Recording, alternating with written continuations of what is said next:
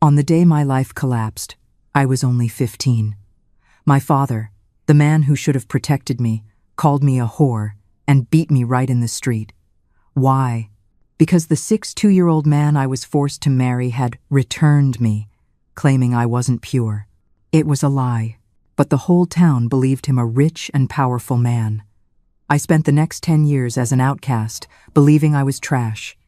Until one day, a secret was revealed. A secret that showed the lie wasn't to cover my sin, but to hide his own impotence and sick shame. Today, I'm 80 years old. People often say, time heals all wounds. They're wrong. Time doesn't heal. Justice heals. And my story is living proof that even when justice comes late, it still has the power to destroy the one who dealt the injustice.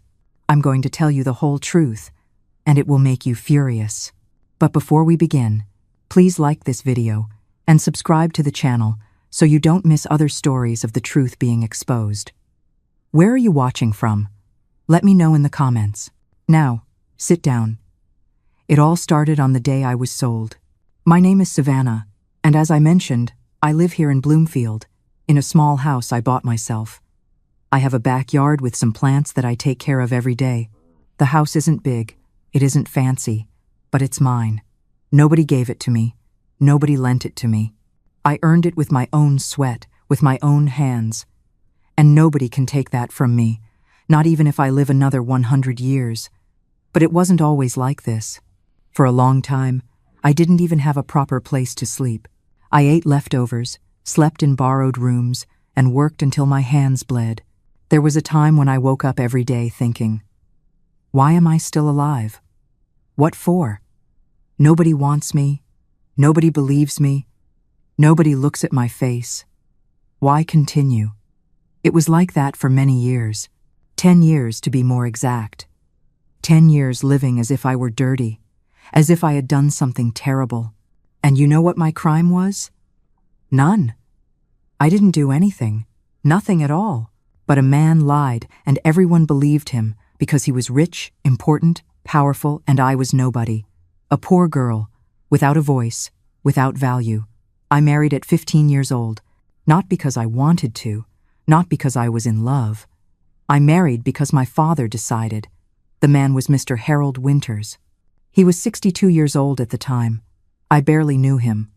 I only knew that everyone respected him, that he ran the town, that he had land, houses, money. My father owed him money, a lot of cash. And Mr. Winters offered, marry the girl, and the debt ends. My father accepted immediately. He didn't ask if I wanted to, didn't ask if I was afraid, just said, you're going to marry. And I, like a good obedient girl of that era, lowered my head and accepted. I was a virgin, pure, had never touched any man. Everyone knew it. My mother knew it. My father knew it. I was going to that marriage the way it was expected, whole, clean, without blemish. The morning after the wedding, Mr. Winters took me back to my parents' house. He stopped the wagon right in front of the house, in the street, where everyone could see, and shouted loudly, very loudly, "This girl is not a virgin. You deceived me." I was in shock. I couldn't even speak properly. I tried to say it was a lie, that I was pure, that I had never been with anyone, but nobody listened to me. My father went white first, then red. He pulled me from the wagon, threw me on the dirt ground. The neighbor women were already looking from the window. The children stopped to watch. My father raised his hand and hit me. He hit me in front of everyone. He shouted that I was a prostitute, that I had dishonored the family, that I had ruined him. You can't understand it, can you? Why a father would believe an outsider over his own blood. Power, you see. When a rich man holds your life and your debt in his hands, his word weighs more than the truth. My father chose to save himself, and he sacrificed me. My mother, Linda, cried in the corner, but did nothing. She didn't defend me. The pain of my mother's silence, it was colder than my father's slap. Don't think she didn't love me. She did. But her fear of her husband, fear of this whole town, it grew bigger than her love. And I learned a bitter lesson that day. Silence is also a choice.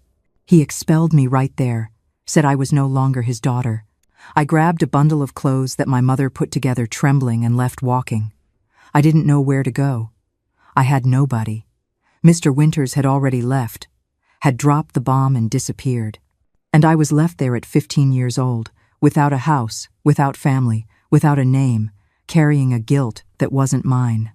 But I didn't know that yet. I would only discover the truth 10 years later, when a dying old woman called me and told me what really happened that night. And when I found out, my life turned upside down, because the lie wasn't mine, it was his. And he destroyed everything to protect his own secret. But I need you to understand where I came from, because nothing in my life happened by chance. I didn't marry that old man because my father was evil. No, he was desperate, and desperate men do things they shouldn't. He sold me to pay a debt. Simple as that. And to understand this, I need to go back a little in time. I was born and grew up here in Bloomfield itself. My family was poor, very poor. My father, Carl, had a small piece of land where he tried to farm, but the land was bad, dry, tired, never gave a good harvest. We spent the whole year working and in the end had almost nothing. I had 4 younger siblings. We ate thin bean soup, cornbread, sometimes an egg. Meat was a luxury, only at celebrations. One year the harvest was terrible. I don't even know if it was lack of rain, plague, or just bad luck. The fact is, my father was left with nothing. He didn't have money to buy seed for the next year. He didn't have money to pay what he owed at the general store, didn't even have money for food. He became desperate. We were truly starving. It wasn't that hunger of today there's no meat. It was hunger of today there's nothing. That's when he went to ask for a loan from Mr. Winters. Everyone knew Mr. Winters. He was the richest man in Bloomfield, owner of several lands, several houses. When he passed on the street, everyone lowered their heads, tipped their hats, said, "Good morning, Mr. Winters." He was one of those who commanded and everyone obeyed. Powerful, important. And my father went to knock on his door begging for charity. Mr. Winters lent money, but charged high interest, very high. My father signed the papers without even reading properly, because it was that, or watch the family die of hunger. He took the money, bought seed, bought food, paid small debts, thought he would be able to plant, harvest, sell, and pay Mr. Winters. But it didn't work out. The land continued bad. The harvest again was small, and the debt kept growing, growing. I remember seeing my father sitting on the edge of the bed, his head in his hands, sweating cold. My mother cried, hidden in the kitchen. I was about 8, 9 years old. I didn't understand exactly, but I felt the fear in the air. My siblings asked, "Mom, why is Dad like this?" She didn't answer, just told us to be quiet. Mr. Winters sent messages demanding payment. First it was polite, then it was firm, then it was threats. My father tried everything. He sold a cow we had, sold some chickens, sold tools, but it wasn't enough. The debt was too big, and Mr. Winters wasn't a man to forgive. He wanted his money, and if there wasn't money, he would take the land, would take everything. My father would be left with nothing, without land, without a house, without a way to support the family. We would end up under a bridge. That's when Mr. Winters made a proposal. I don't know exactly how that conversation went, because I was a child and wasn't there. But later I pieced it together. Mr. Winters was a widower, had no children, lived alone in that huge mansion, and he had looked at me. I was Carl's oldest daughter. I was pretty, they said. Young, healthy, obedient. And Mr. Winters wanted a young wife. He offered, "When the girl turns 15, marry her to me, and the debt disappears. Everyone wins. You're free. I get a wife." My father accepted. He didn't ask me, didn't ask my mother, just accepted. And that's how my fate was decided. I was 8 years old when the debt started, and at 15 I was going to pay it with my body, with my life. I didn't know any of this yet. I was a child, played in the yard, helped my mother at home, didn't think about marriage. But time passed, and when I turned 15, Mr. Winters appeared. He arrived at our house on a hot, sunny day, got down from the wagon, entered without asking permission, looked at me and said to my father, "It's time." And that's when I found out I was going to marry. When my father told me I was going to marry, I didn't believe it. I thought it was a lie, that he was joking, but he wasn't. He sat down with me and my mother in the living room and spoke seriously. "Savannah, you're going to marry Mr. Winters. It's decided, no discussion."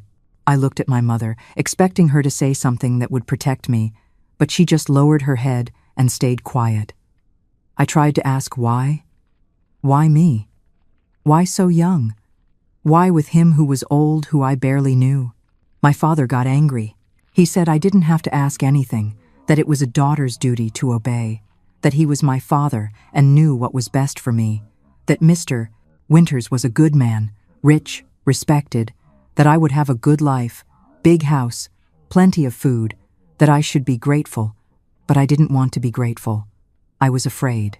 Afraid of Mr. Winters, who I barely knew. Afraid of leaving home, afraid of becoming an old man's wife. I still felt like a child, played with the girls from the street, helped my mother wash clothes at the creek.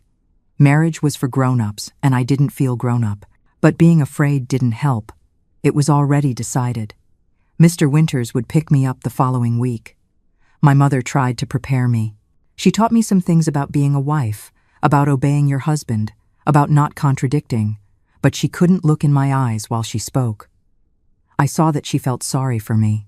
Once, when we were alone, she held my hand and said quietly, "Forgive us, my daughter. We have no choice. I didn't understand at the time. I only understood years later that the marriage was to pay the debt." The wedding day came too quickly. It was all simple at the small church in Bloomfield. I wore a white dress borrowed from a neighbor. My mother combed my hair, put some flowers. I looked in the mirror and didn't recognize myself. I looked like someone else, someone I didn't want to be. Mr. Winters appeared in a dark suit, white hair combed, big hard hands. He didn't smile at me, didn't even look properly. At church, it was all fast. The priest said some things I didn't hear properly. My heart was beating so hard it felt like it would come out of my chest. Mr. Winters said yes with a firm voice. I said yes with a trembling voice. And done. I was married. My father sighed with relief, as if a weight had come off his back. My mother cried. But I don't know if it was from sadness or relief. My siblings didn't even understand what was happening. The party was at Mr. Winters' mansion. There was plenty of food, drink, important people from town. Everyone laughed, talked loudly, ate freely. My father, for the first time in years, seemed happy. He drank whiskey, laughed loudly, slapped other men on the back. The debt was over. He was free, and I was the price he paid for that freedom. But he didn't think about that, or if he did, he didn't care. I stayed in a corner of the party quietly. I didn't know anyone. The women looked at me with pity or envy, I don't know. The men didn't look at me, only at Mr. Winters laughing, making jokes I didn't understand. There was a young guy, must have been about 17, who was helping serve people. He looked at me, and I saw pity in his look. Pure pity. That look stayed stored in my head. When it got dark and the guests left, Mr. Winters took me to the bedroom. A huge bedroom, big bed, smell of mold and old things. He locked the door. I stood in the middle of the room, not knowing what to do. He looked at me as if evaluating merchandise. He said, "Take off that dress." I trembled so much I could barely move my fingers, but I obeyed, because that's what I had learned my whole life, to obey. What happened that night I won't tell in detail. Not because it's a secret, but because it hurts too much to relive. What I can say is this. He tried. He tried several times, drank whiskey, tried again, got nervous, sweating, angry with himself and couldn't. Nothing happened. I didn't understand at the time what was wrong. I was a girl. I didn't know anything. I just saw that he was getting more and more irritated. At dawn, he left the room and left me alone. And I stayed there confused, relieved, but very afraid of what would come next. Early in the morning, before the sun rose properly, Mr. Winters entered the room already dressed. I was still lying down, wrapped in the sheet, confused about everything that had happened. He didn't look at me, just said with a dry voice, "Get up, gather your things." I sat on the bed, My heart raced. I asked what had happened, if I had done something wrong. He turned his face and spat the words. "You deceived me." "Deceived how? Deceived in what?" He pulled an old suitcase from under the bed, threw it on the floor. "Put your clothes in there and come down. I'm taking you back." I started to tremble. "Back? Back where?" "To your parents' house." "Why?" I tried to ask again, but he raised his hand. Not to hit, just to tell me to shut up. I said to gather your things. "Do what I'm telling you." I packed the bundle with hands trembling so much I could barely fold the clothes. There was almost nothing, just the dress I had arrived in, some old changes of clothes. I went down the stairs behind him. The huge house was silent. The old maid was in the kitchen and looked away when I passed. Mr. Winters was already in the wagon waiting. I got in. He took the reins and left without saying anything. I didn't know what to think, what to feel. I just knew something very bad was coming. The wagon swayed on the dirt road.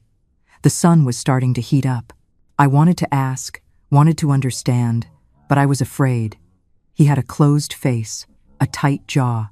It seemed like he would explode at any moment. I tried to speak quietly. "Mr. Winters, I don't know what I did, but if you explain to me," he cut me off. "Shut up, you know very well what you did. And now everyone will know too." When we arrived near my parents' house, I saw there were people on the street. Women sweeping the sidewalk, men leaving for work, children playing. The wagon stopped right in front of the house. "Mr. Winters got down, pulled me by the arm hard. My father was coming out, saw us and went white. "Mr. Winters, what?" Mr. Winters didn't let him finish. He shouted loudly, very loudly, for everyone to hear. "Carl, you deceived me. This girl is not a virgin." The world stopped. The neighbor women dropped their brooms. The men stopped in the middle of the street. The children went quiet. Everyone looking. My father turned red. The veins in his neck bulged. "What do you mean?" Mr. Winters continued, his voice even louder. "The girl is not pure. Someone already had her before. You sold me damaged goods. I don't accept this. I'm returning her." He let me go with force. I almost fell, and the debt comes back. "You owe me everything again." I wanted to scream, wanted to say it was a lie, but my voice wouldn't come out. I tried to speak to my father, say it wasn't true, that I was a virgin, that I had never touched any man, but he wasn't looking at me. He was looking at Mr. Winters, his face red with shame and anger. The neighbor women were already whispering. Mrs. Johnson covered her mouth with her hand. Mr. Thompson shook his head. And my father looked at me with a hatred I had never seen before. He came at me. I tried to back up, but there was no time. His hand came hard, hit my face. I fell on my knees in the dirt. "Whore! Slut!" he shouted, spat the words. "You ruined this family. You shamed me." I tried to get up, tried to protect myself. My mother ran out of the house crying, but didn't have the courage to hold his arm. She just cried, her hands on her face, moaning, "My God, my God." Mr. Winters had already gotten back in the wagon. He didn't look back. He gave a slap on the reins and left. He left the bomb there exploding. My father kept shouting, "You're a disgrace. You're no longer my daughter. Get out of here. Get out of my sight." I tried to speak. My mouth was bleeding. "Dad, I swear that." He didn't want to hear. He spat on the ground near me. "I don't have a lying daughter. Get your things and leave now." My mother gathered a bundle of clothes, her hands trembling. She couldn't look at me, just cried quietly, putting some old changes in the cloth. My siblings were at the door, their eyes wide, afraid. The little one, who was 5 years old, cried without understanding. My father yelled at her, "Go inside. Don't look at that one." They ran inside. My mother handed me the bundle. She whispered quickly, "Go with God, daughter," and went inside too. The door slammed. I stood there in the street, with the bundle in my hand, my face burning, my mouth bleeding. The neighbor women were still looking. Nobody came to help me. Nobody said anything. They just looked, judged, turned their backs. I started walking without knowing where. My legs trembled, but I walked. And in my head, just one thing hammered. How? How did everything turn upside down in one night? I was innocent, I was. But nobody believed me. I walked aimlessly for hours. The sun rose, heated up, burned. I passed by houses and saw people looking at me from the window. Some closed the window when I got close. Others kept looking, without shame, judging. I heard the whispers. "That's her," the girl Mr. Winters returned. What a shame, my God. So young and already lost. Each word was a stab. I wanted to disappear, turn to dust, vanish. But the deepest cut wasn't the rejection. It was the doubt. After 2 years, then 3, the human mind starts to break. The world tells you the same story every day. You are dirty. You are a liar. After a while, a small, treacherous voice in the back of your own head starts to whisper, "Are they right? Did I do something wrong and forget? Am I just inherently worthless?" That was his true crime. Mr. Winters didn't just steal my name in the town. He tried to steal my own truth from myself. I wasn't just fighting the town. I was fighting to hold on to my own sanity, to the one single fact I knew. I was innocent. That was his real crime, the worst one. He didn't just take my name, he tried to steal my truth from me. When the entire world tells you you're filth, a part of you starts to believe it, holding on to who you are when you're all alone. That is the hardest war you will ever fight. I tried to go to a distant aunt's house, my mother's sister. I knocked on the door. She opened, saw me, frowned. "Savannah, what do you want here?" I explained with a failing voice that my father had expelled me, that I had nowhere to go. She shook her head. "I can't help you, girl. Your reputation has already run through the whole town. If I take you in here, they'll talk bad about me too. I have my daughters to protect. Sorry, but I can't." And she closed the door. I went to the house of a neighbor who was always friends with my mother, Mrs. Roberts. She opened the door, but didn't invite me in. She stood there at the threshold, arms crossed. "Savannah, I heard what happened. Is it true?" I tried to explain that no, that it was a lie, that Mr. Winters had lied. She cut me off. "Girl, a man like Mr. Winters doesn't lie. He doesn't need to. If he said you're no good, it's because you're no good. Go away from here. I don't want trouble at my door. You see, scandal is like a sickness, a plague, and nobody wants to stand too close to the sick, even when they know you're innocent. The fear of catching it, it's stronger than compassion." Every door I knocked on, the answer was the same. "No, I can't help you. No, I don't want problems. No, my family can't mix with people like you. People like you." As if I were dirty, contaminated, dangerous. I was 15 years old, had been expelled from home just hours ago, and was already marked forever. Nobody would give me a chance. Nobody would believe me, because his word was worth more than mine. I ended up sleeping in a corner of an abandoned house on the edge of town. It had a leaky roof, dirt floor, smell of dead animal, but it was better than the open street. I lay on the cold ground with the bundle as a pillow. I couldn't sleep properly. Every noise scared me. I was afraid someone would come in, that some man would think that if I was already lost anyway, he could do what he wanted with me. I stayed awake all night, trembling with cold and fear. The next day, I woke up hungry, really hungry. I hadn't eaten anything since the previous morning. I went to Mr. Anderson's general store, the same one where my father bought on credit.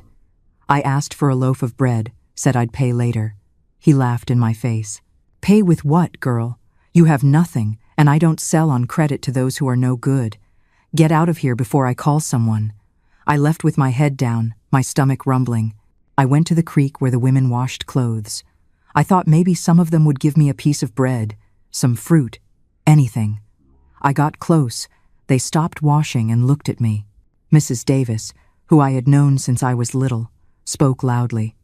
"What do you want here?" I asked for help, said I was hungry.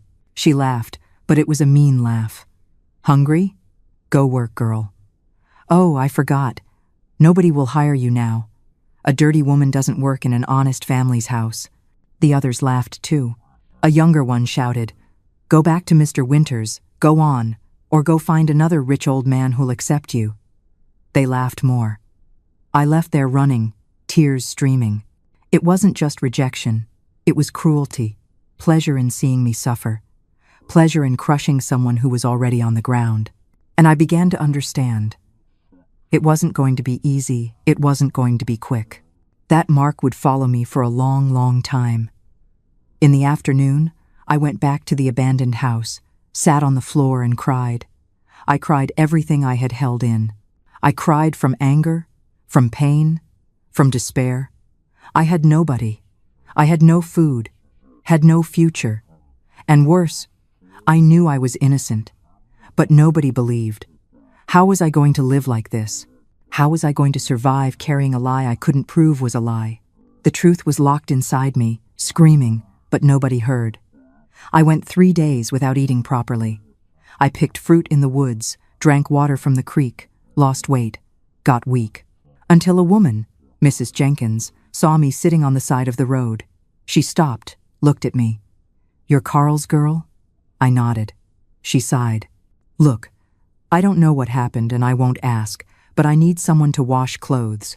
I pay little, but I pay. Do you want?" I looked at her as if she were salvation. She was, at least for now. I started working for Mrs. Jenkins the next day. She showed me the work, wash her clothes and her daughter's, a mountain of fabric that never ended. The payment was miserable. It wasn't even enough to buy food properly, but it was better than nothing. She let me sleep in a little room at the back of her house, a hole without a window, with an old bed that sank in the middle, but it had a roof and was mine. For now, the work was hard. I took the clothes to the creek early in the morning, when the sun hadn't warmed up yet. I scrubbed with cheap soap that burned my hands, beat on the rock until my arms hurt, wrung until my fingers were red and swollen, then hung on a makeshift clothesline at the water's edge. Came back in the afternoon to get it. Ironed with a coal iron that burned if I didn't pay attention, and at the end of the month received a few coins that barely were enough for anything. Over time, other women started hiring me too, not because they liked me, but because I charged cheap and didn't complain. I was the washerwoman nobody needed to respect. They could order around, curse, pay badly, and I accepted because I had no choice. I was the returned girl, the one who was no good. Nobody called me Savannah anymore. They called me that one there, or didn't call me at all, just left the bundle of dirty clothes at the creek and picked up clean at the end of the day. I lived like this. Woke up before the sun, worked all day, came back at night dead, tired, ate what I could, cornmeal with water, sometimes an egg, rarely a piece of meat. I lost so much weight that my clothes became loose. My skin got burned from the sun, full of spots. My hands became calloused, with cuts that didn't heal properly, because I put them in water with soap every day. I was 16, 17 years old, but looked like I was 30. One day I was washing clothes at the creek and saw my mother. She had gone to wash clothes too with other women. Our eyes met. I saw that she wanted to say something, take a step in my direction, but the other women were looking and she didn't have the courage. She lowered her head and continued washing her clothes. I understood. She was ashamed of me, or afraid of what they would say if she greeted me. I was her daughter, but she couldn't acknowledge me in public. Not everyone was cruel, but kindness was rare and dangerous. I remember one day, I was leaving the general store. Mr. Anderson had just yelled at me for being too slow to get out of the way for a real customer. I dropped a small bag of cornmeal, and it split open in the dust. I just knelt there, too tired to even cry, trying to scoop the meal back. A shadow fell over me. It was Tyler Matthews. He didn't say a word. He didn't look at me with pity or disgust. He just knelt, bought a new, full bag from the store, placed it in my hands, and said, "You drop this." He didn't wait for a thank you. He just nodded and walked away. It was a 5-second interaction, but it was the first time in years a man had looked at me without wanting something or judging me. He treated me like I was just to a person. It was a cup of cold water in a desert. The years passed. I turned 18, 20, 22. No man approached me. No one looked at me with interest. I was rejected merchandise. Nobody wanted me. The girls my age married one by one.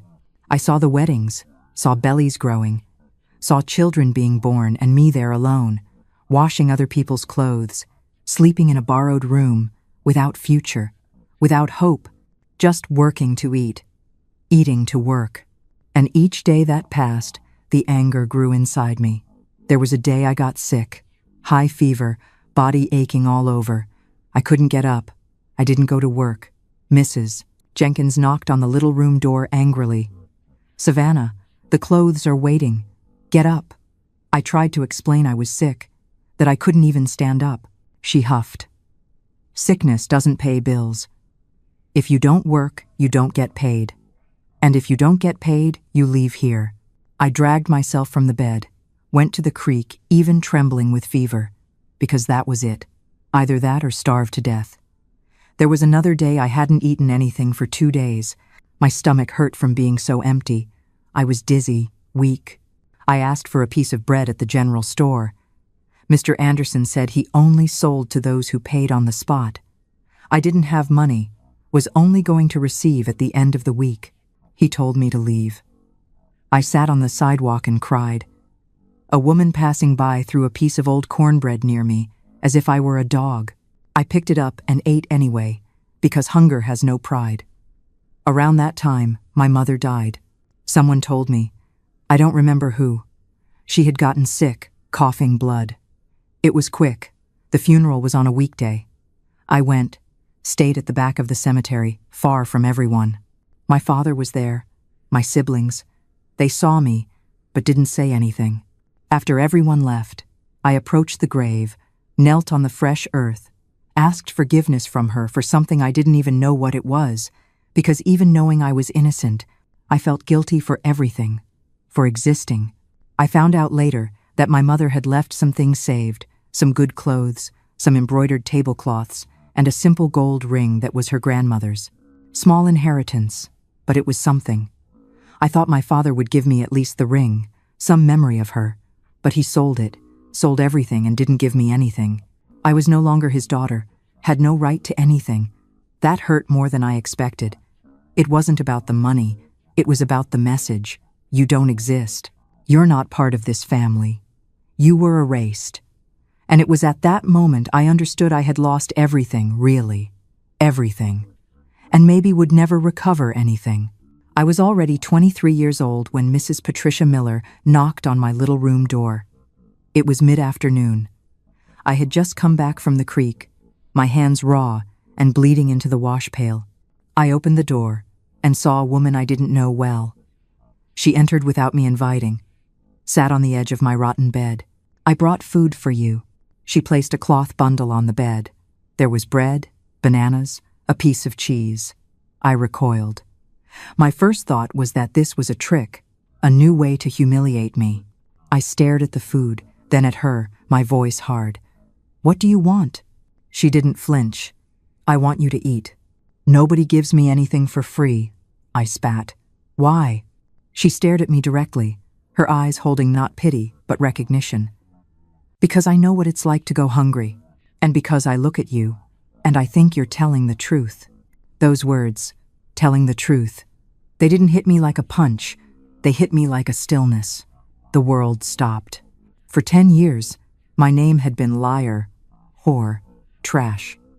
This strange woman, sitting on my filthy bed, just gave me back my name. I didn't trust her. I didn't trust kindness. Kindness was a weapon other people used. But as I looked at her, I realized I was starving. And not just for the bread. After 10 years of being treated like trash, this is the first time someone has seen her, not the lie. This single act of kindness from Patricia, this simple piece of bread, is the seed of a revolution. But is this new friend truly safe to trust in a town built on judgment? I sat next to her, couldn't speak. She continued, "My name is Patricia. I'm your mother's distant cousin, from the poor side of the family. When your mother died, I was the one who helped with the burial, because your father was too drunk. I saw you there at the cemetery alone, far from everyone, and I thought, This girl is carrying a weight that isn't hers. She paused, looked at her own hands. I know this weight. I've carried a similar one. She told me her story. When she was 18, a married man had forced her in a dark corner after a party. She screamed, but nobody heard or pretended they didn't hear. The next day, the man spread around town that she had tried to seduce him, that she was shameless. His wife believed him. The whole town believed him. And Patricia carried that mark for years. She lost suitors, lost friendships, lived on the margin, like me. But she, over time, managed to marry a good widower who believed her. But he had died a few years ago. Now she lived alone, washing clothes, too. Why are you telling me this? My voice came out hoarse. She held my hand. Her hands were calloused like mine, marks of someone who works hard, because when I look at you, I see myself 20 years ago. And because I know in the bottom of my soul that you didn't do anything. Powerful men lie easily, and we who have nothing pay the price. She squeezed my hand. You're not alone, Savannah. Not anymore. I broke down. I cried like a child. I cried 8 years of loneliness. I cried the anger, the pain, the despair. And Patricia held me, let me wet her shoulder with tears and snot. She didn't say, calm down, didn't say it will pass. She just stayed there firm, holding me. When I managed to stop, she cleaned my face with the hem of her dress.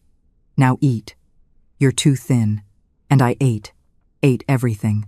For the first time in years, food didn't taste like ashes, it tasted like hope. Patricia started showing up every week. She brought food when she could, brought conversation always. We washed clothes together at the creek. Sometimes the other women looked askance, whispered. But Patricia didn't care. She talked to me loudly, laughed at my lame jokes, treated me like a person, like an equal.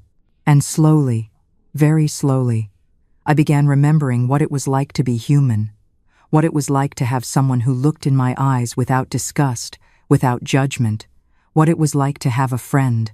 One day, she said something that changed everything. We were sitting at the edge of the creek, our feet in the cold water. Savannah, have you ever thought about going after the truth? I laughed bitterly. What truth? Nobody believes me. She shook her head. But you know you're innocent. So, something happened that night that he doesn't want anyone to know. A man doesn't invent a lie this big for nothing. He's hiding something, and if you find out what, you get your life back.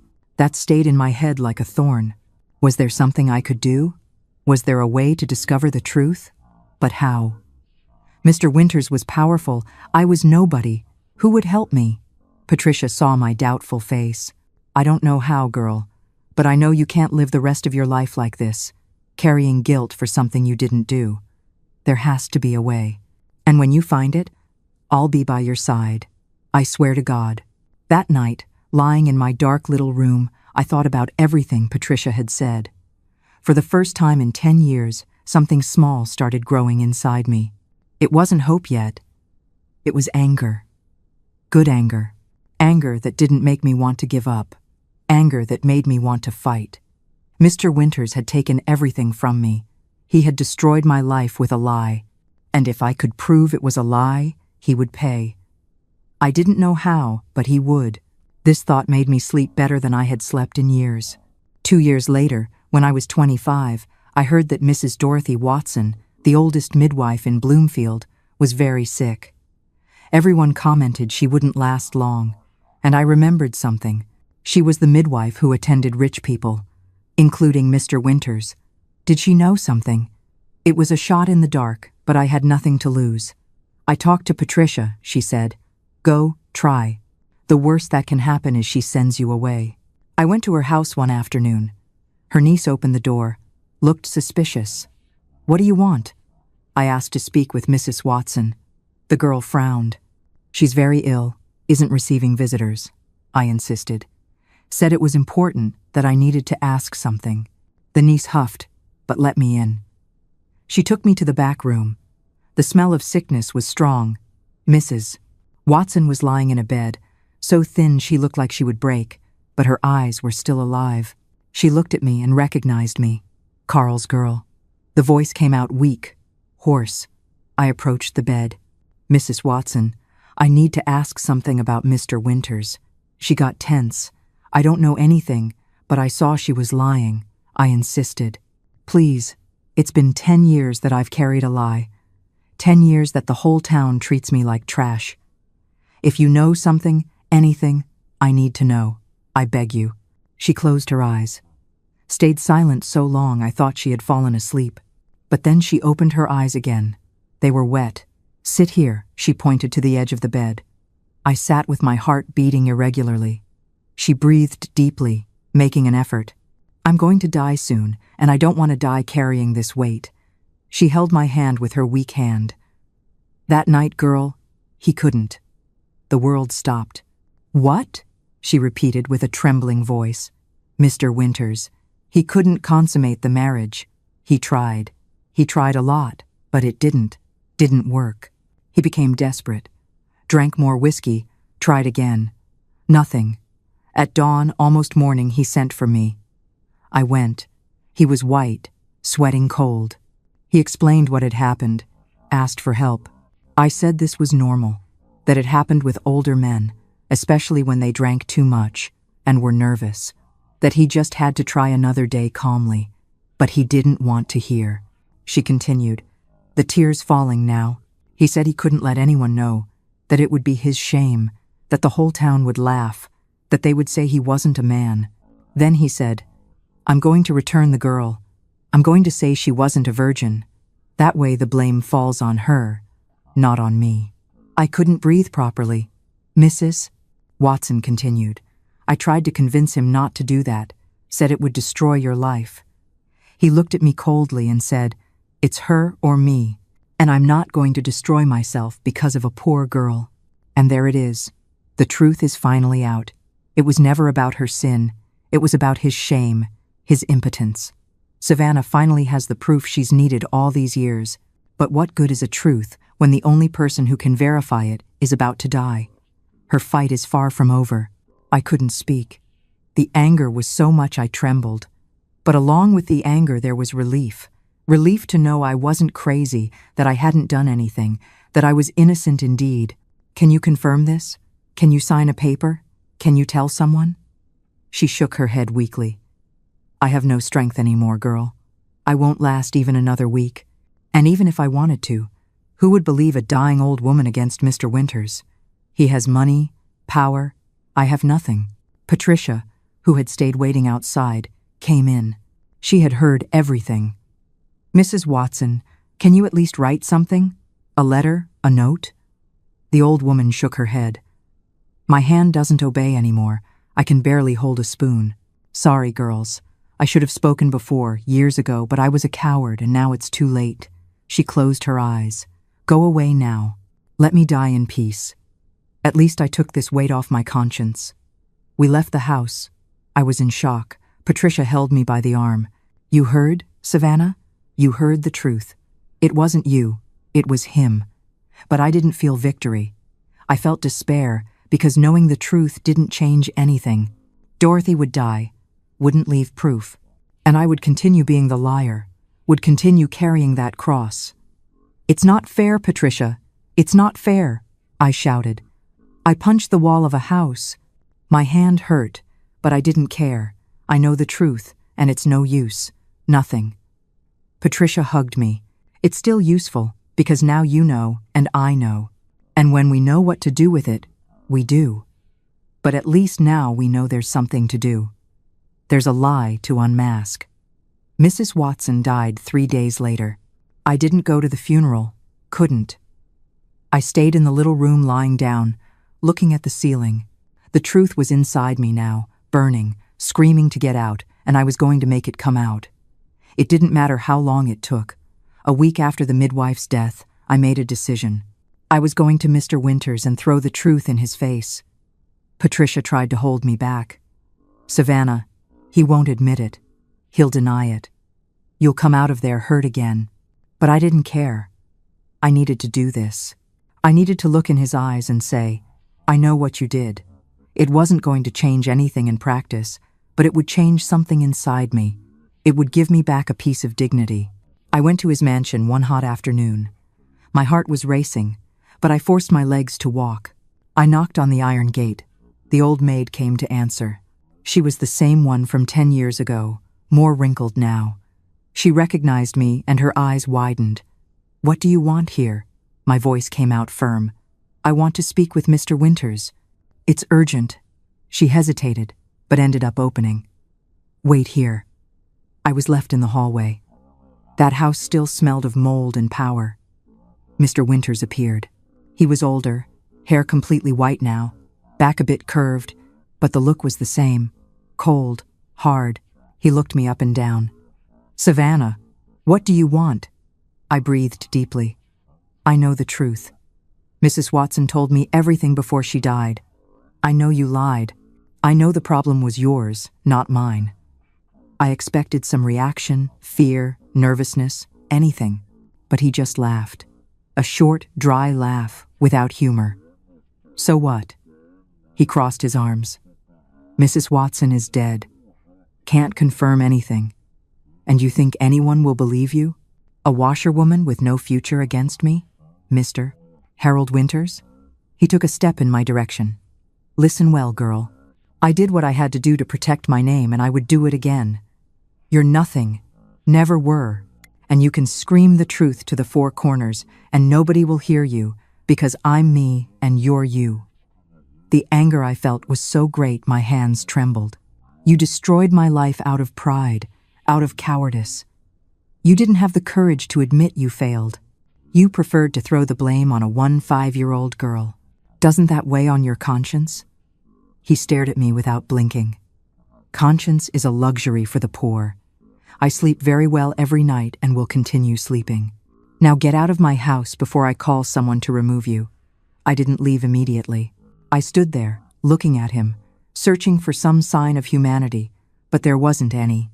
He was a void, a man who had chosen to protect his own image and had sacrificed another person without thinking twice.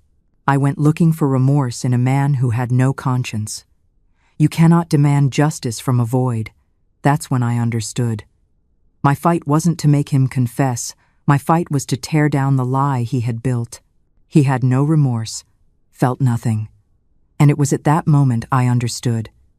He was never going to admit it. Never. He was going to take that lie to the grave, and I would have to live with it, or find another way to prove it. I left that mansion. My legs weren't shaky anymore. They were heavy, filled with lead. I sat on the curb outside, my head in my hands. But I wasn't crying. A cold, terrible clarity settled over me. It had been a mistake to go there expecting a man. I had been confronting a void. I had wanted shame. I had wanted remorse. He had none. And in that moment, I understood. You cannot ask a void for justice. You cannot make a void feel. My fight wasn't with him anymore. It couldn't be. My fight was with the lie itself. He was just a coward hiding behind it. I didn't just feel anger. I felt a cold, patient certainty. He would take his lie to the grave. I would spend the rest of my life digging it up for the whole world to see. I was so lost in this new, cold resolve, I didn't even see the old maid approach. She looked around, made sure nobody was watching. "Girl, listen here." I raised my head. She spoke low, fast. "I believe you. I always believed. That morning when he returned you, I saw his face. He was ashamed, desperate. And after, over the years, I saw him destroy himself inside." She looked back again, nervous. There are nights I hear him in the room, drunk, talking to his dead mother's photo. He cries, says, "I'm not a man, Mother. I'm no good." He suffers, yes. In his way, twisted, but suffers. That didn't console me. "And why didn't you ever say anything? Why didn't you ever defend me?" She lowered her eyes. "Because I need this job.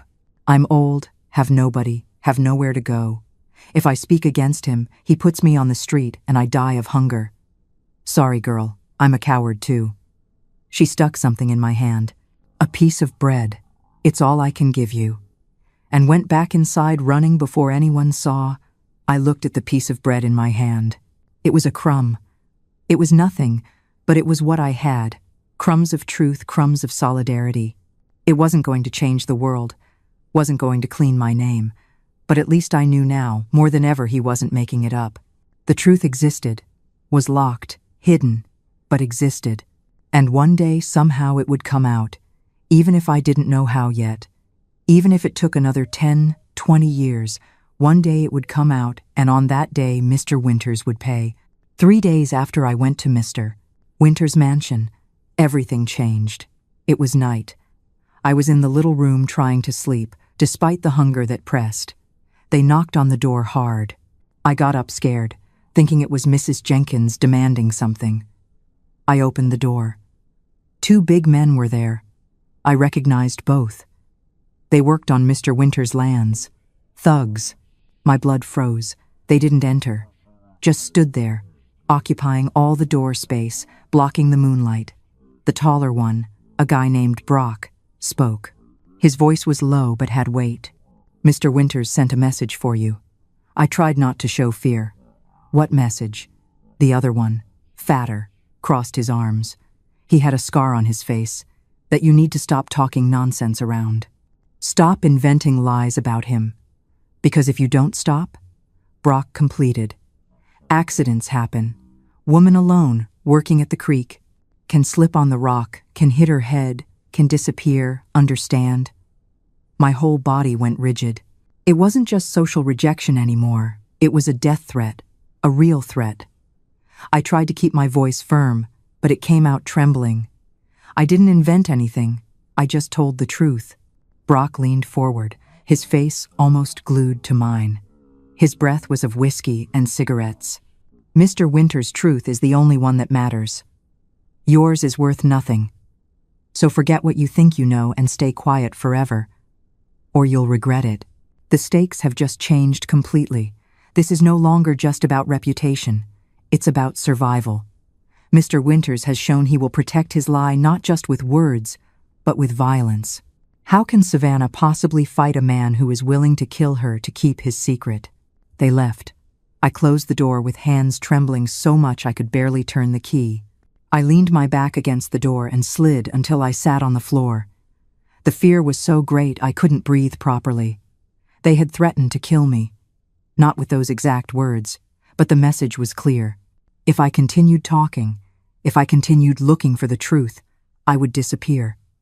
Poor women disappear, and nobody asks, nobody investigates, nobody cares. I stayed all night awake. Every noise from outside made me jump. Would they come back? Would they get me sleeping? I didn't have a strong door, didn't have a good lock. If they wanted to come in, they'd come in easily. I thought about running, going to Patricia's house. But what if they were following me? What if I put her in danger too? I stayed there, curled up in a corner, hugging my knees, waiting for the sun to rise. When dawn broke, I was exhausted, but alive. I went to work at the creek like always, but each person who passed close made me tense. Each man who appeared at the water's edge, I looked with suspicion. Was it another thug? Would they throw me in the water and say it was an accident? I washed the clothes fast, barely scrubbing, just wanting to finish and get out of there. When I finished and gathered everything to return, I saw a man coming in my direction. It was Tyler Matthews, that young guy who had looked at me with pity on my wedding day. He had grown, become a man, but I still remembered him. He stopped in front of me. He had a purple eye, a busted lip, a cut on his eyebrow. Looked like he had fought. "Savannah." I looked at him confused. "What happened to you?" He cleaned the dry blood from the corner of his mouth. "I was at the bar last night. I heard Brock and the other thug talking. They were laughing, saying they had gone to scare you, saying you would learn to stay quiet, that if you didn't learn, they would teach you another way." The anger on his face was visible. I couldn't stand it. I said they were cowards to threaten a woman alone. They got up, called me outside. We fought. I got beat, I won't lie. They're big. But I hit back too. Hit a lot and warned, "If you touch one finger on her, you'll have to go through me first." I was speechless. Why had he done that? We barely knew each other. He continued lower. "I always knew you were telling the truth, Savannah, since that day. I saw Mr. Winter's face. I saw your face, and I always wanted to do something, but I was too much of a coward. My eyes filled with water. You didn't have to do that. Now they'll chase you too. Tyler shook his head. Let them try. I'm not afraid of Mr. Winters. My father already died. I don't owe him anything. I work on my own. Earn little, but earn honestly. He has no power over me. He looked deep in my eyes. And I'm not going to let anyone hurt you. Nobody. You've already suffered too much. Already paid for something you didn't do. Enough. He left before I could thank him. I stood there, holding the bundle of wet clothes, processing what had just happened. Someone had defended me. Someone had put their own body between me and danger. Someone believed in me enough to get beat for me. It was a strange feeling, good, but scary, because now I wasn't alone in the fight anymore, and that meant other people could get hurt because of me. Patricia, Tyler. And I didn't know if I could carry that weight too. One more thing had changed. The fear I felt was still there, but along with it there was something else. There was anger again. Anger that Mr. Winters thought he could have people killed and get away with it. Anger that he had so much power he could destroy whoever he wanted without consequence. And along with the anger, a decision. I wasn't going to stop, wasn't going to stay quiet, even with fear, even with danger, because if I stopped now, he won forever. And I had already lost 10 years. Wasn't going to lose the rest of my life, too. 2 years passed. Difficult years. Heavy. I worked every day afraid of being attacked. The thugs didn't come back, but I knew they were around. I saw them from afar, sometimes staring at me. It was a constant pressure, a weight that didn't leave. Patricia tried to cheer me up. Tyler showed up from time to make sure I was okay. But inside I was crumbling. The truth I knew was useless, was locked with me, and I was tired. Tired of fighting, tired of living. There was a day I couldn't take it anymore. It wasn't a special day. Nothing different had happened. I just woke up and thought, what for? Why continue? I was 27 years old, but looked like I was 50. My body hurt all the time. My hands were deformed from washing so much clothes. I had nothing. Had nobody except Patricia and Tyler. Had no future. Would die washing other people's dirty clothes, alone, carrying a lie nobody believed. Why wake up again tomorrow? Instead of going to work, I went to the creek. But I didn't go to the place where we wash clothes. I went further, where the creek is deeper, quieter. I sat at the edge, my feet in the cold water. It was late afternoon. The sun was going down. Orange, beautiful. Birds sang. Everything so calm. And me there, thinking it would be so easy. So easy to enter the water. Let it take me. Stop feeling pain. Stop carrying weight. Just stop. I stayed there I don't know how long. An hour, 2, maybe, looking at the water, imagining what it would be like. Fast, slow, would it hurt, or would it be like sleeping? Sleeping forever, without nightmares, without waking up every day in the same misery. My mind was empty and full at the same time. Empty of hope, full of tiredness. And I began to lean forward slowly when I heard a voice behind me. Savannah. It was Tyler. I didn't turn, didn't say anything. He sat next to me, didn't ask what I was doing, didn't make drama, just stayed there in silence. We stayed like that about 10 minutes, just the sound of water running, of birds, of wind in the leaves. Then he spoke, low voice. I looked for you at the creek, where you wash clothes. Mrs. Patricia said you didn't show up to work today. She's worried. I got worried too. Pause. Then I thought, where does Savannah go when she wants to be alone? And I remembered this place. I don't want to be alone, I said. The voice came out breaking. I want to stop suffering. Tyler didn't answer right away.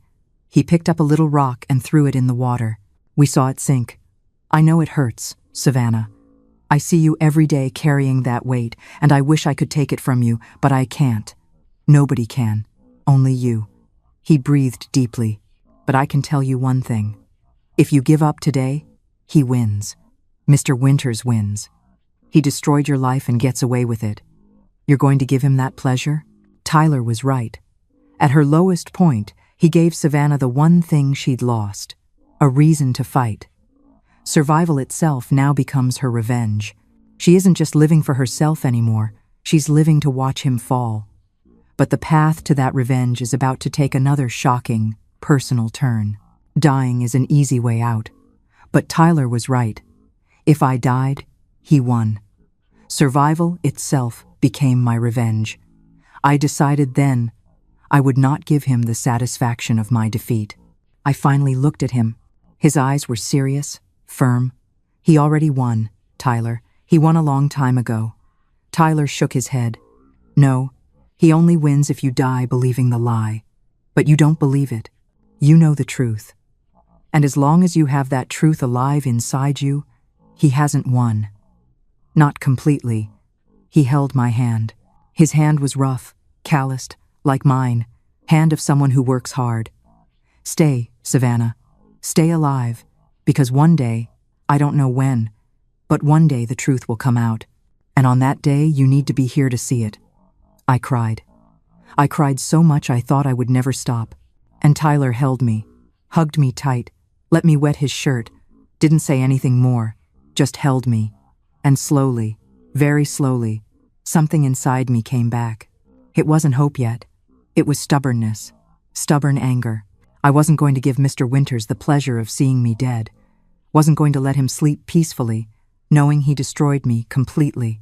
If I was going to suffer, let it be suffering, but fighting, not giving up. We stayed there until it got dark. When I got up, my legs were shaky. Tyler held me by the arm. Come, I'll take you home. On the way, he said something that stayed in my head. You know, Savannah, I've always liked you. Since that wedding day, I saw you there so small, so scared, and I wanted to do something, but I didn't. I was a coward, and I've regretted it every day since then. I looked at him surprised. Why are you telling me this now? Because I don't want more regrets. I want you to know there's someone who sees you, who really sees you, not the returned girl, not the poor washerwoman, just Savannah, the woman who fights, the strong woman, the woman who deserves to be happy. He stopped in front of my little room. I'm not asking for anything. Not now. You already have too much weight. I just wanted you to know. You're not alone. Never will be again. As long as I'm alive, you have someone on your side. I entered the little room that night with a strange feeling. I still had fear, still had pain, still had anger. But there was something else too. There was a small thread of something I hadn't felt in a long time. It was fragile, could break easily, but it was there. And that thread made me sleep that night without dreaming of death. Made me wake up the next day and go to work. Made me continue. Because if Tyler and Patricia believed I could win, maybe I could. Maybe. About 2 years later, someone knocked on my little room door early in the morning. It was a girl I didn't know, daughter of a neighbor of my father's. Miss, your father is very sick, is asking for you. My first impulse was to say no, say I didn't have a father, that he had expelled me, disowned me, but the girl was there waiting and something inside me, I don't know if it was kindness or just curiosity, made me go. The house where my father lived was small, dirty, full of things thrown around. My siblings had left Bloomfield, nobody knew where. He had been alone for years. I entered his room. The smell was terrible. Smell of sickness, of urine, of people who don't take care of themselves. He was lying in an old bed, so thin he looked like a skeleton, yellow skin, sunken eyes. When he saw me, he tried to sit up. Couldn't. Savannah, you came. I stood at the door. Didn't get close. The girl said you were calling me. I'm here. What do you want? My voice came out hard, cold. He started to cry. Tears running on the yellow face, disappearing in the wrinkles. Daughter, daughter, I. He tried to extend his hand to me. I didn't take it. I stayed where I was, arms crossed. I was wrong. I did the wrong thing. His voice barely came out. He coughed between words. Forgive this, Father. Something in me broke. But it wasn't pity. It was anger. Anger that he only now, almost dying, wanted forgiveness. Where was he when I needed him? When I got beat by him in the street? When I was expelled? When I was starving? You sold me, Dad. Sold me to pay a debt. And when Mr. Winters returned me lying, you believed him. Not me, your own daughter. You beat me, called me a whore, threw me away like trash. My voice trembled, but I continued. And now you want forgiveness? Now that you're dying? He cried more, babbled things I didn't understand. Patricia arrived. She had stayed waiting outside, but came in when she heard me talking loudly. Savannah, come, breathe a little. She pulled me outside the room. In the hallway, she hugged me. I know it hurts, but you'll regret it if you don't let him speak. This will stay stuck in you for the rest of your life. I breathed deeply. I don't know if I can forgive him, Patricia. I don't know if he deserves it. It's not about him deserving, it's about you freeing yourself. She held my face. You carried the weight of Mr. Winters' lie for years. Don't carry the weight of hatred for your father, too. Let it go, even if just so you can be lighter. I went back to the room, sat on the edge of the bed. My father looked at me. I always knew you were telling the truth. That hit me by surprise. What?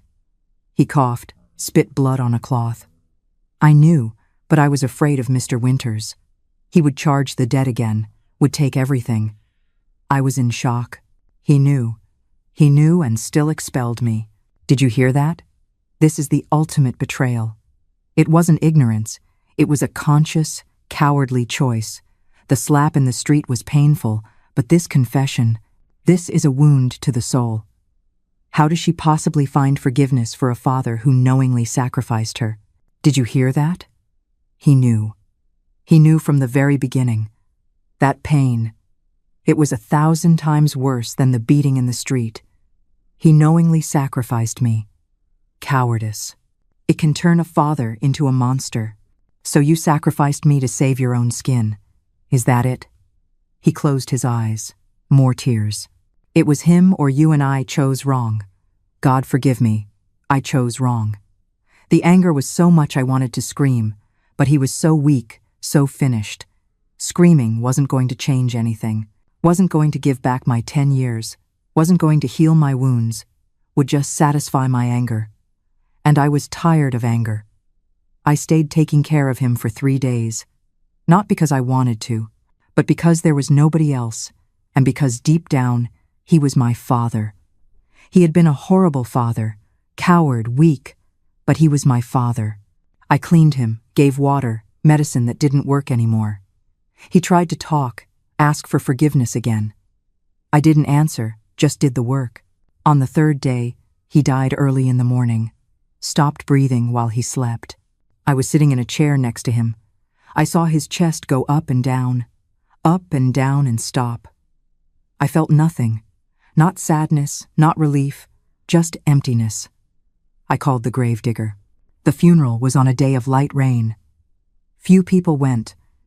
Me, Patricia, Tyler, some neighbors. The priest said some generic things. They threw dirt. Done. I went back to his house to see if there was anything of value. There was almost nothing. Old clothes, empty whiskey bottles, a box with papers. I opened the box and found a letter with my name. The handwriting was shaky, could barely read, but it was his, dated about 5 years ago. Savannah, my daughter, if you're reading this, I've already died and died without having the courage to give you this letter in person. I always knew you were innocent. Always. But Mr. Saching Vedi 5, Winters had power over me. Debt, fear, shame. I chose to save myself and destroy you. There's no forgiveness for this. I know, but I need you to know. I carried this guilt every day. Every day I killed myself little by little with whiskey because I couldn't stand to look at myself in the mirror. Forgive this coward father. Forgive if you can your father, Carl. I sat on the floor with the letter in my hand. I cried. Not for him, for me, for the years I lost, for the one 5-year-old girl who was sold, for the injustice of everything. But I also felt something come out from inside me, a small weight, but it came out. He had asked for forgiveness in his twisted way, late, coward, but he had, and I decided there on that dirty floor. I forgave, not because he deserved it, but because I deserved not to carry more hatred. Forgiveness. It wasn't a gift for him. It was a gift for me. I had carried the weight of that lie for decades. I refused to carry the weight of hating my father, too. I choked. I deserved to be light. I tore the letter, threw it away, and left that house. Never went back. A few more years passed. I was 33 when the news arrived. Mr. Winters had died. Heart attack, they said. He fell in his mansion alone. The maid found him in the morning, dead. When Patricia told me, I felt nothing, not relief, not satisfaction. It was too late. He had died without paying, without admitting, without suffering enough. The truth would die with him, buried together in the expensive coffin his family would buy. The wake was at church. Lots of important people from town, politicians, landowners, businessmen, everyone in black crying, speaking well of him.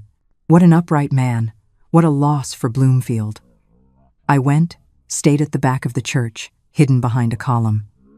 I needed to see him dead with my own eyes, needed to be sure he wasn't going to do more harm. The coffin was open. He was there white, quiet, hands crossed on his chest, finally silent, finally without being able to lie. That's when she entered. A woman about 40-something years old, black dress, dark hair tied up, hard expression. She entered through the side door, not the main one. She passed right by the guests without asking permission, went straight to the coffin. She stood looking at the body. Everyone stopped talking, looked at her. Who was that woman? Nobody knew. She looked at the dead Mr. Winters and spit. She actually spit on his face. What an entrance. Just when we thought the story was over, a new character emerges from the shadows, literally spitting on the grave of this town's saint. This one act of defiance is about to blow the case wide open. Who is this woman, and what secrets does she hold? The priest took a step forward, shocked. Madam. The woman turned to the crowd. Her voice was loud, firm, full of anger. My name is Miranda. I'm this man's daughter, bastard daughter. He never had the courage to acknowledge.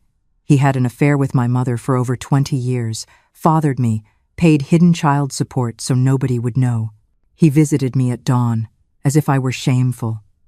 And now that he died, I came to get what's mine.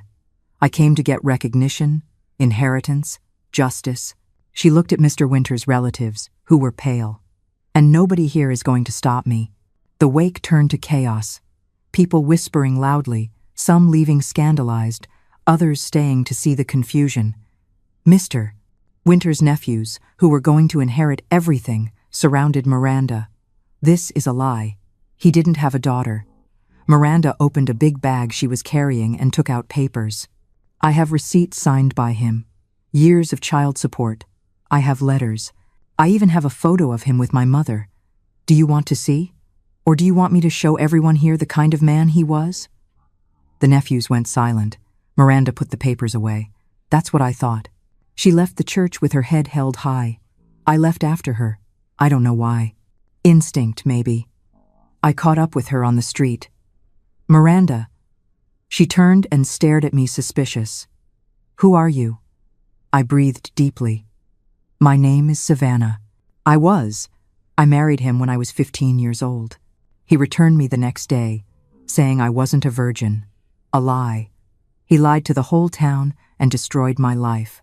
Her eyes changed from suspicion to recognition. You're the girl, he. I nodded. Miranda looked at me differently now. Not with pity, with shared anger. So he did that to you too. Destroyed you to protect himself. She squeezed the papers in her hand. My mother told me before she died. She said he was afraid of not being man enough, that he had problems, that there were nights he couldn't even with her. But he had so much pride he preferred to lie, destroy, pay for silence, anything but admit weakness. That confirmed everything the midwife had said, everything I knew deep down. I have proof, Miranda said. I have documents that can prove who he was. And you have the story, the living witness of what he did. She looked at me directly. We could unite, go to court. The two cases together are stronger than separate. I want inheritance. You want what? I thought quickly. What did I want? Money? Yes, I needed it.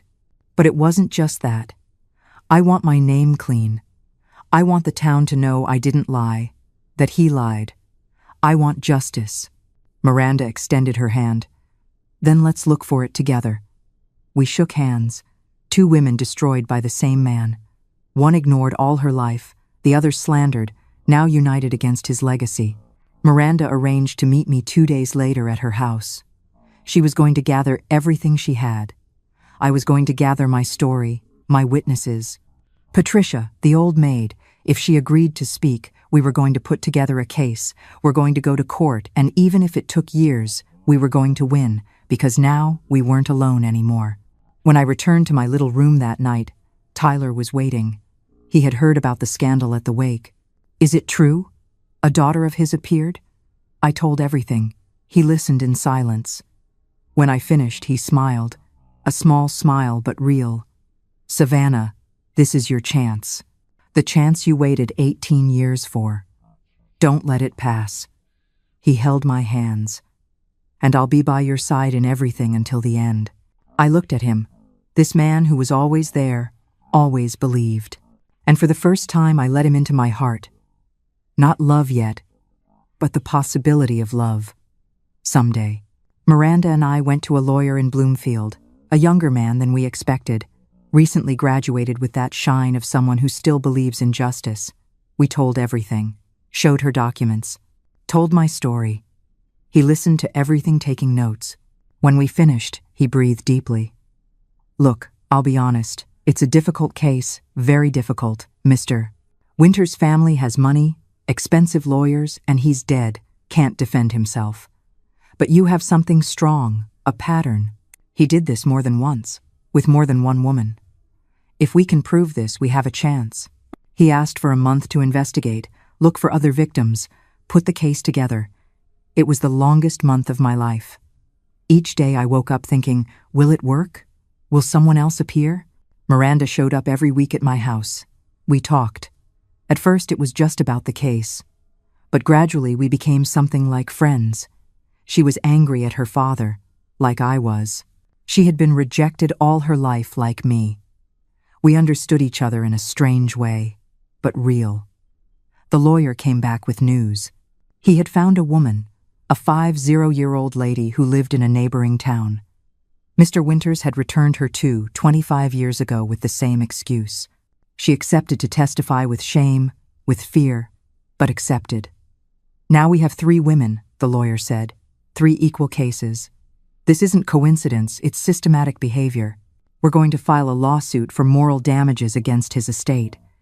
If we win, you receive compensation from the inheritance. We filed the lawsuit at the beginning of the next year. The process was slow, very slow. Postponed hearings, lost paperwork. Mr. Winter's family hired 3 lawyers. They tried everything. Said Miranda was lying about being his daughter. Blood test proved she wasn't lying. Said I was an opportunist. Witnesses proved my story. Said the other woman was being paid to lie. She wasn't. But they kept postponing, stalling, trying to tire us out, trying to make us give up. There were moments I wanted to give up, really. Sit in the courthouse, waiting hours for the hearing to be postponed again, answer the same humiliating questions from their lawyers. Did you have a boyfriend before? Did you provoke Mr. Winters in some way? How do we know you're not making everything up for money? Each question was a stab, but Patricia went with me, Tyler went with me, Miranda went. We took turns, so nobody would be alone, and I continued, one step at a time. The fight dragged on. A year passed, then 2, then 3, then 4. By the time the 5th year of the process began, I was 38 years old. I had started at 33, and it had been 5 years of fighting, of going up and down to the city, of missing work and earning less, of spending money I didn't have on paper, on transportation. There was a time I thought, it's not worth it, it's too much sacrifice. But then I remembered. I spent over 20 years carrying a lie. 5 years of fighting is nothing compared to that. 5 years to clean my name is worth it. Worth every second. In the 4th year, things started moving faster. Mr. Winter's family made a proposal. They would pay an amount for us to drop the lawsuit and sign a confidentiality agreement. Never talk about the case again. Miranda almost accepted. It was money in hand, fast. But I said no. It's not just about money, Miranda. It's about truth. If we sign a confidentiality agreement, his lie stays standing. Nobody will ever know I was right. I don't accept. Miranda looked at me. Are you sure? It could take more years. We might lose. I looked in her eyes. I waited 20 years. I can wait a little longer. In the 5th year, finally, the judge scheduled the sentence. We sat in the courthouse room. Me, Miranda, Patricia, Tyler, the other woman who testified. On the other side, Mr. Winter's nephews with the lawyers. The judge entered. Everyone stood up. He sat, opened the folder, started reading. My heart was beating so hard I thought I would faint. Tyler held my hand. Patricia, the other. I squeezed both and heard the judge speak. Considering the evidence presented, considering the testimony of multiple witnesses, considering the proven pattern of behavior, considering that the plaintiff Savannah was publicly slandered without any proof, I recognize the injustice committed. I recognize the damage caused. I condemn the estate of the late Mr. Winters to payment of compensation for moral damages in the amount of, he said. Number, a big number, a lot of money, but I barely heard it. I only heard one word. Recognize. After 24 long years, that one word is all that matters. Recognize. It's not about the money. It's about getting her name back. It's about that one 5-year-old girl in the dirt, finally being told, we believe you. This is justice. He recognized me. Justice recognized. I was right. I always was. And finally, someone with power was saying this out loud. For a moment, I wasn't in the courtroom. I was 15 again, kneeling in the dirt, my father's hand raised, the whole town staring. I felt the shame, the blood in my mouth. Then, I felt the judge's word, recognize, like a cool, clean cloth wiping the filth away. It wasn't about the money. It wasn't even about Mr. Winters. It was about her, that one 5-year-old girl I had left behind in the street. I finally had the right to go back, pick her up and tell her, it's over, we can go home. The money didn't matter. What I needed to hear, after 24 years, was that one word, recognize. All those years, I had left that one 5-year-old girl alone on that dirt road. In that moment, I could finally go back, take her by the hand, and tell her, we won, child. It's over. We can go home. The weight I had carried for 24 years, not just his lie, but my father's betrayal, the town's scorn, it didn't just break. It evaporated. I was light. For the first time in my life, I was completely and totally light. I broke down. I cried nonstop. Patricia and Tyler held me. Miranda was crying too. The other woman cried. It was crying from relief, from victory, from justice finally done. Mr. Winter's nephews left with closed faces. They were going to have to pay, were going to have to take money from their precious inheritance to give to me, to pay for what their uncle did. And his name, the precious name of Mr. Winters, was dirty. Now everyone would know. The sentence was public. There was no way to hide. He had been exposed late, but he had been. The victory in court was a public one, and the news spread through Bloomfield like fire. The change was not immediate, but it was real. People who had looked through me for 24 years suddenly found their voices. Mrs. Johnson, the one who had whispered and covered her mouth the day my father beat me, stopped me on the street. Savannah, she said, her eyes on the ground. We just didn't know. We're so sorry. I didn't say it's okay, because it wasn't, but I nodded. I saw other women pointing at Mr. Winter's grandnephews, whispering about the liar's blood. The town's judgment, which had been my prison, had now turned on his legacy, To walk down the main street and have people nod at me, to hear a simple, "Good morning, Savannah," felt like a different kind of victory. They had finally given me back my name. The money arrived 6 months later. It wasn't all at once. It was in installments. But it was more than I had seen in my entire life. I was 39 years old, 24 years after being expelled from home.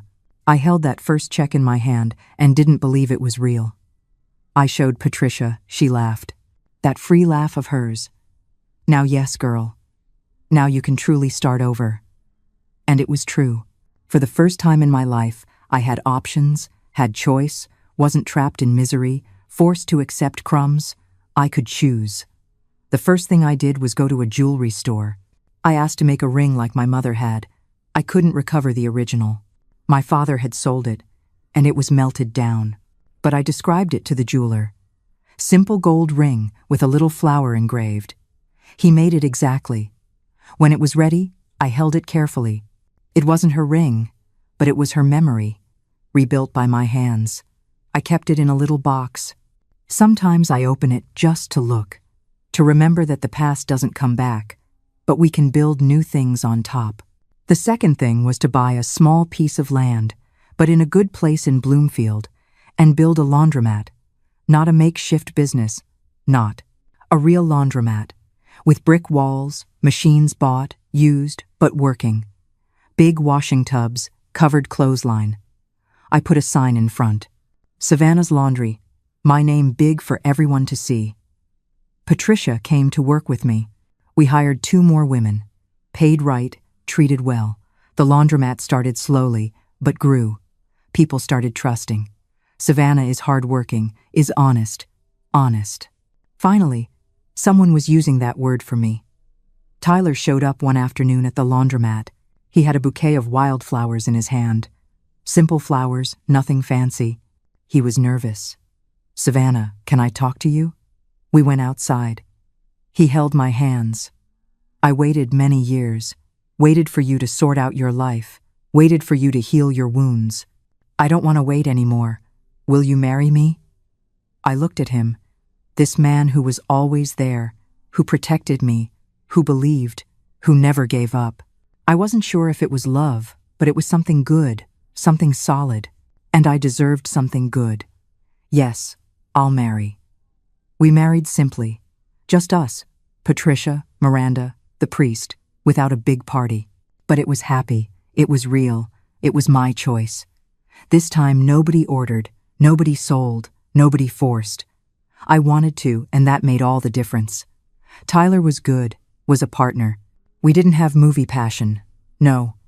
We had partnership, respect, affection that grew slowly. And for me, who had lived so long without anything, that was more than enough. It was happiness. We bought a small house, 2 rooms, backyard. We painted together, planted some plants, made it ours. I woke up every day in that house, in my bed, and didn't believe it. It was mine. My house, my business, my husband, my life built by me. Nobody gave it to me. I conquered every brick, every plant, every day of peace. I conquered fighting, and when I thought about it, I knew it had been worth it. All the suffering, all the fighting had been worth it. The laundromat grew more. In the following years, we expanded, bought better machines, hired more people, became a reference in Bloomfield. Go to Savannah's. She's good. She doesn't cheat. I didn't get rich, no, but I became comfortable. I paid the bills, ate well, slept peacefully. And that was more than I dreamed when I was washing clothes on the rock at the creek, with my hands bleeding. It was more than I thought I deserved when everyone called me a liar. It was victory, real victory. Tyler died about 10 years ago. Heart too.